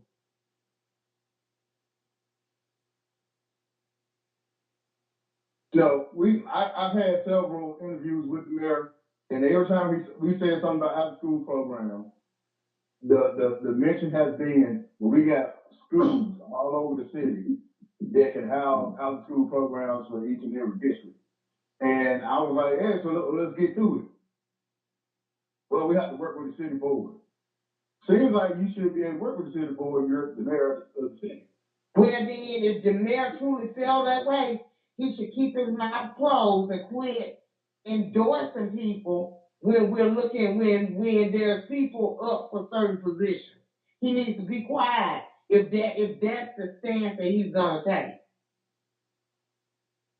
He needs to be quiet and quit endorsing folks. That is that political thing. Exactly. You got it. You talk about how wonderful people are, how great they are, how you can work with them. But then when somebody come and asks you for something, you start pointing, you didn't talk to them over there. And it pisses me off because what it does is maintain a culture, a community of underrepresented residents and people, marginalized individuals. And all that ducking and diving, but wait till it's time to election time. Oh my God.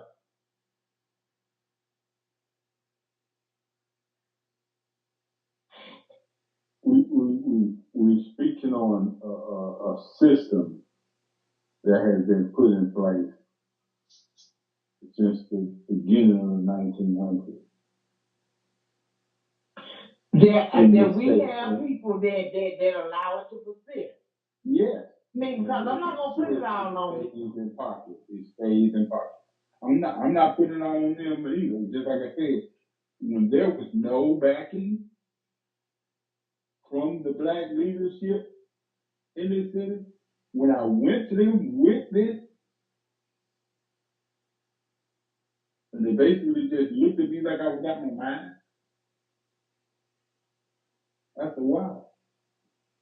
But now, if anybody I should have been able to come to is y'all.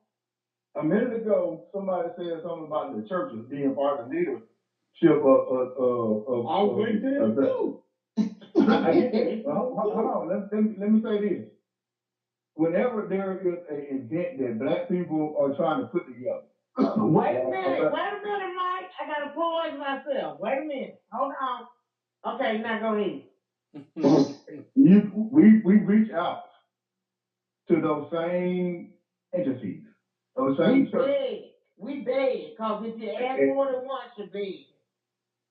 They will not, if they don't respond or they don't want to be a part of it. Until you wind up doing it, you wind up being a success, and then the next time y'all hit us up, we got something for you. Let me tell you. But then, let me say this before. And then it's always a caveat. Yeah. If we give you something, I need to be allowed to speak. There you go. I didn't get that. I got who was gonna be in charge. I mean, that's obviously gonna be the thing. That's why none of the black churches can get together right now, is because the first question that was asked was, who's going to be in charge? And no one could agree on who was going to be in charge. And so that's why there's not even an alliance in the black churches in Tuscaloosa. But I digress from that. Ms. Lala, go ahead and say what you wanted to say. I'm just gonna go and put in my little shameful. I'll call the folks out. When we were doing Juneteenth, I sent emails to all these churches, even talked to some of the pastors face to face. I'm gonna need your support. I got one church out of all the churches in Tuscaloosa, one church gave us money. And like y'all know who that was. Huh? He wasn't in Tuscaloosa. Oh, well, you're absolutely right. He ain't even in Tuscaloosa. Okay? So then, every city council person was contacted, right? And the mayor. The mayor gave some money, and I say Cassius Lanier gave some money. Everybody else, even the council person who we held everything in his district, not a dime. But he showed up for 5 minutes. He showed up when Deontay Wilder was out there. Not a freaking dime.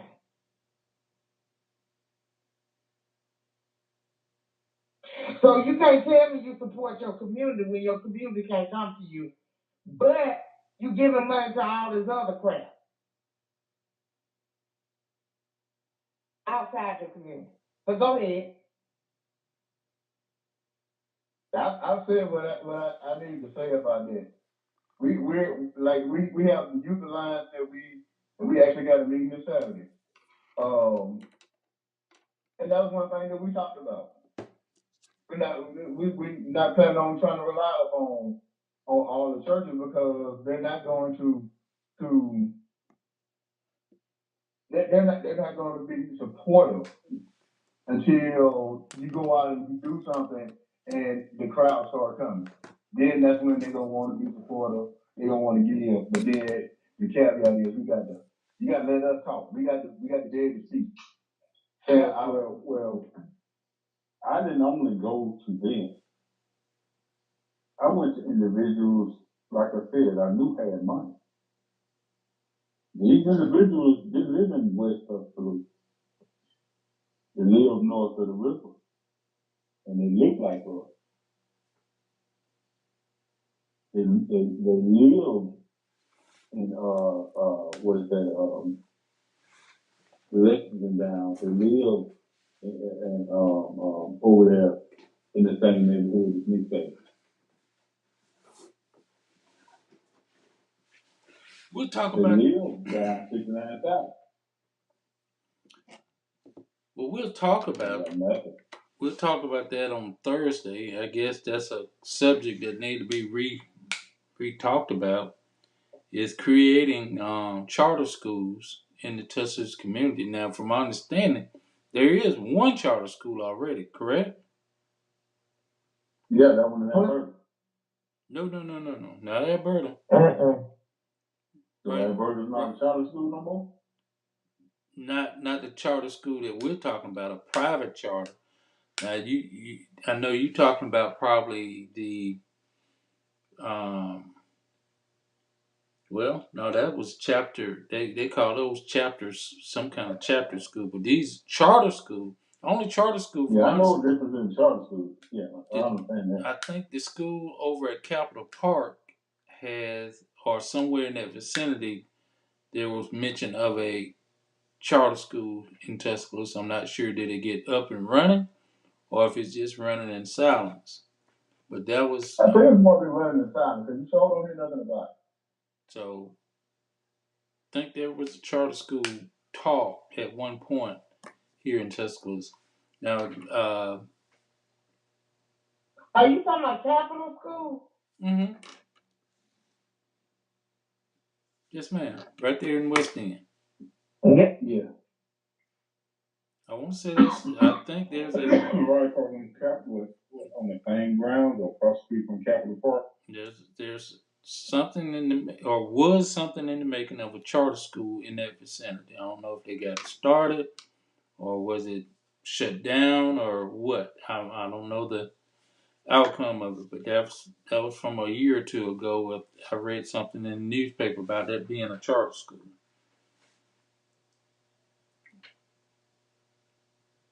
Well, we have a lot of talented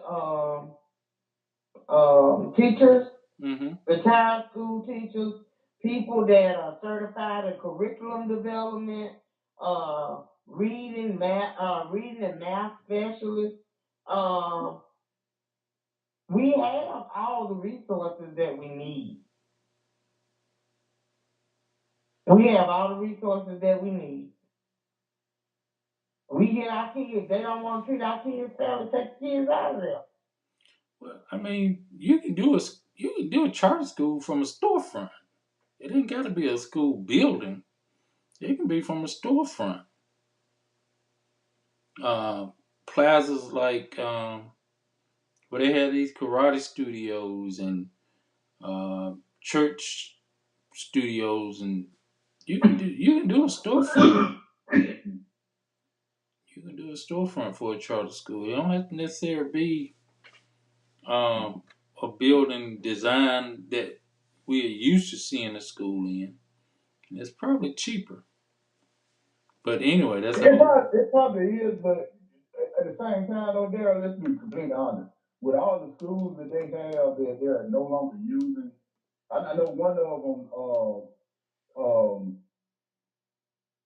the what is it, uh, Spilman Heights. They got like several different programs within that one building. Right. The Boys and Girls Club is over there, and then they got the Star program, and I think something else is up in there. They still not even use that whole entire building. Correct. You know what I'm saying? There's other school buildings that they have quote unquote shut down. And if somebody wants like what's the purpose of having these buildings? If you're not gonna use them or they're just sitting there, if somebody wants to buy them and recommission them to be charter schools, why not allow that to happen? But you know why? You can't sell your competition something, Mike. That'd be just like selling your competition, selling it to your competition. In other words, Exactly. you know, hey, well, you're right about that, but they have they speak about money. They speak about money when you start talking about school in general anyway. Because every year when you go to school, people have to buy more and more school supplies for their kids just to go to school. mm-hmm. And most of the school supplies are Xerox paper for them the Xerox worksheets off of for them to do stuff like that. So that seems like that could be money towards your books and put it back into the school. If you got a piece of property that's just sitting there and it's not benefiting you financially in any way, shape, form, or fashion. Well, then they get to keep it for a while till it's abandoned. Then they throw it to their friends, and then their friends sit up and rehab it and turn around and sell it for a profit. Well, right now, only vacant school that's not doing anything is Northern Elementary. There's nothing. That's true. There's nothing absolutely over there, but that's prime property due to the fact of student apartment complex and University Mall. Either the abandonment of University Mall to, of course, more condos and more new development. I just put it that way. So, well, Dan, let me tell you something that you might want to look in for a show. If you go look up the University Mall property, it looks like it's now deeded, and this University Mall deeded to the Department of Mental Health.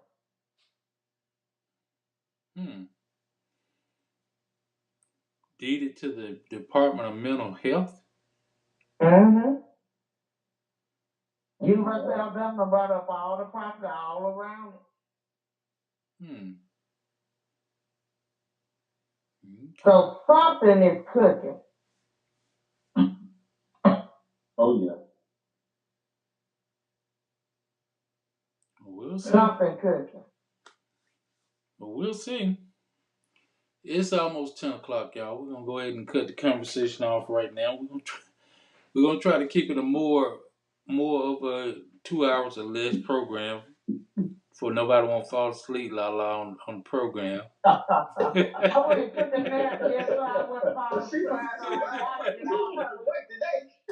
I see she wide open. Today.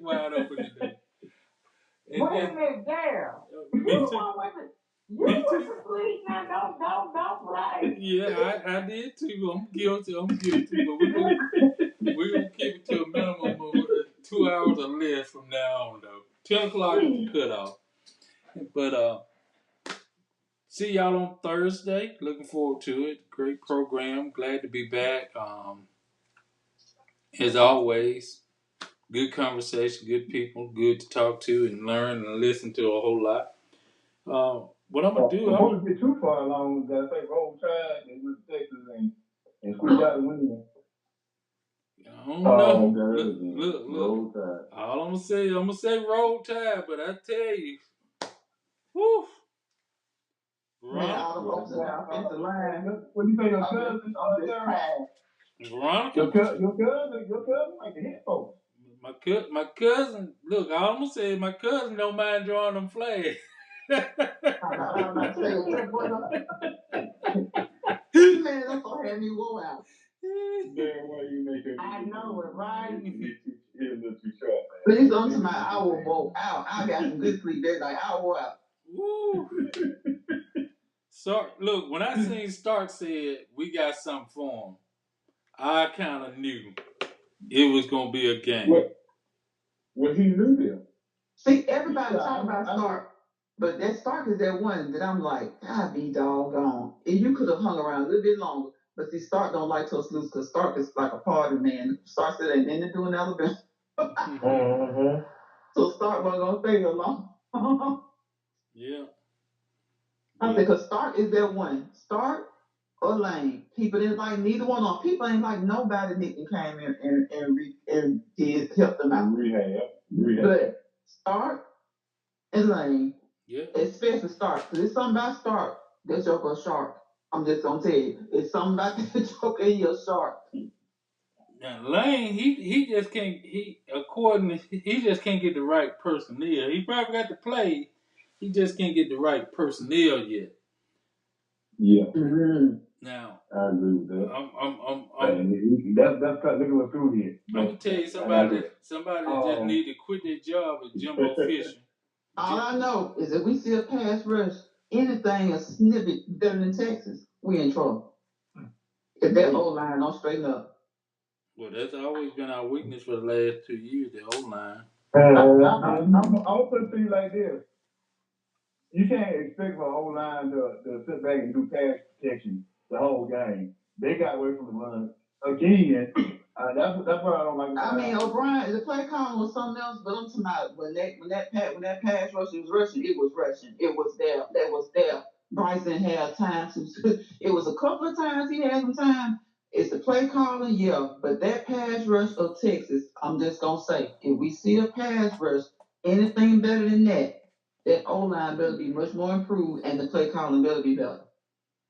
Yeah, I think it's more the play call. But I don't think it was no more the play calling. When I watched them run up on him like that. Yeah, but see, at first he was wearing them out on the corners, and then how you go away from the corner? He was wearing them out on the corner. Every time they either ran to the side or they threw to the corner, it was 6-8 yards, and that was it. Now you couldn't go down the field because our wide receivers ain't got the speed. And I was about to say, and they're down the field. It ain't just the O line; it's our receivers. They have the speed, they're talented. They just don't know. They just not experienced. They didn't come in like the 2017 wide receivers. They didn't come in like Smitty and Waddle and them. They gonna need some help. Yeah. You're right. But we'll talk about all that on Thursday, y'all. I appreciate it, everybody, for joining in on tonight, and we'll talk to y'all on Thursday. Y'all have a great evening, a good night, rather, and we'll talk on Thursday. All right, y'all have a good night. All right, y'all. All right. Y'all have a good one. Be safe. Be safe.